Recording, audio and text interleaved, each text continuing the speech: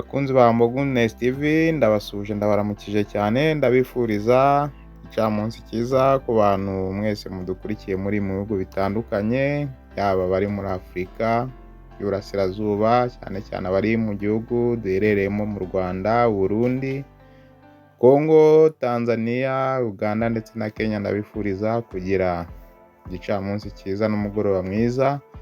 Ndifuriza kandi umugoroba mwiza ku bantu badukurikiye bari muri Afurika y'Amajyepfo, harimo Zambia, bari mu mujyi wa Lusaka. Ndifuriza kandi umugoroba mwiza ku bantu mwese mudukurikiye muri Mozambique, mu ntara ya Tete, aho muhatize ndabatuze cyane. Mbifuriza akazi keza ku bantu bagafite, namwe mudafite akazi ndabihanganisha mbabwira ko uyu munsi bishobora kuba byanze ejo bigakunda, nta gucika intege. Iyi mukurikirana rero ni Goodness TV, njye mugiye kubana nawe mu kiganiro ni Hakizimana Adolphe.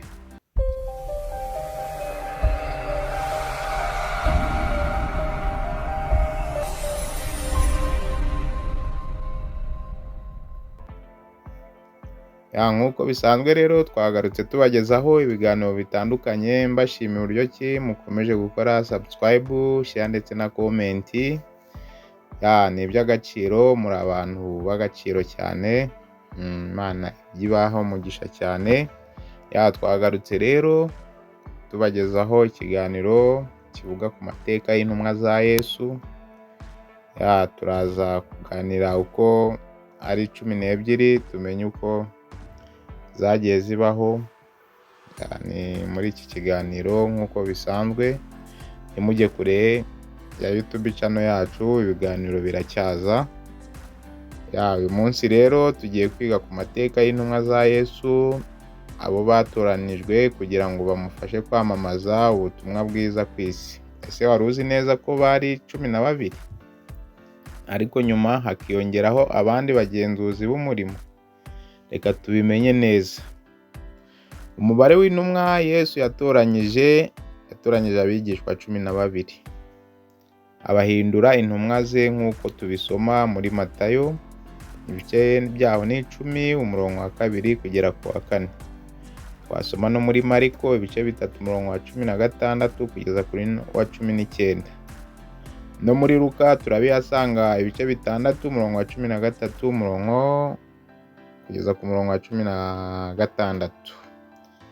Abo bose rero uko ari 12 harimo Simoni Petero wari umurobyi kandi yaje kuba intumwa iyobora abandi, Andereya murumuna wa Petero, Yakobo mukuru umuhungu wa Zebedayo, Yohana murumuna wa Yakobo uzwi cyane mu kwandika Evanjeli ya Yohana n'ibitabo bya Yohana 3 n'ibyahishuwe. Kaza Filipo ariwe bitaga Bartumayo, Natanayeli. Kazaho Tomaso uzwi cyane kuba yarashidikanyaga ariko nyuma yaje kwizera.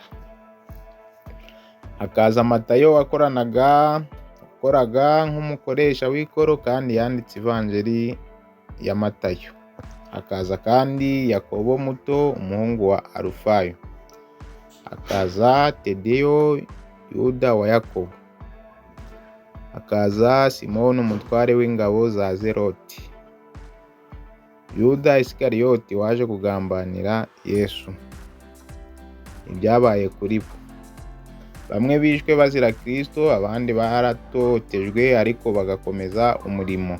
Urugero, Petero yishwe abambwe i Roma ariko bamubamba yubamye, nk'uko yabonaga adakwiye gupfa urupfu nk'urwo Yesu yapfuye. Yakobo mukuru yishwe n'inkota ku itegeko rya Herode, nk'uko tubisoma mu Byakozwe n'Intumwa ibice 12 umurongo wa 2. Yohana niwe wenyine wabayeho igihe kirekire, arapfa afite imyaka myinshi ku kirwa cya Patimosi. Naho Tomasi yajyanye ubutumwa mu Buhinde, aho bivugwa ko ariho yiciwe. Dusoza rero iki kiganiro, aba nibo twababwira mu bantu Yesu yahisemo kugira ngo ubutumwa bwe bugere ku isi yose, nubwo bari abantu basanzwe b'abarobyi n'abakoresha b'ikoro n'abandi, Imana yabahinduye abashumba b'itorero rya mbere. Ubutumwa bwabo kugeza n'uyu munsi buracyatuma isi yose imenya Yesu Kristo. Icyo twakwibuka ko nuko Yesu akoresha abantu basanzwe nk'uko akoresha wowe nanjye. Rero nimba hari icyo ubu butumwa bukubwiye, cyangwa se akaba ari icyo waba uzi ku ntumwa wowe usanga nyinshi muri izi zakoreye Yesu, hari intumwa wenda ushobora kuvuga ati wenda intumwa rwose yakoze ibikomeye, wenda birenze iby'izindi ntumwa, ushobora kuba watwandikira muri komenti. Se mu by'ukuri ni iyihe ntumwa usanga ifite amateka agukora ku mutima cyane? Byose ushobora kugenda ukabyandika muri komenti. Mbibutsa kujya mukanda subscribe, mukora share ndetse na comment kugira ngo tujye tubana mu biganiro byacu bikurikira. Ibiganiro byacu rero nakagaruka, njye mwabanye nawe yari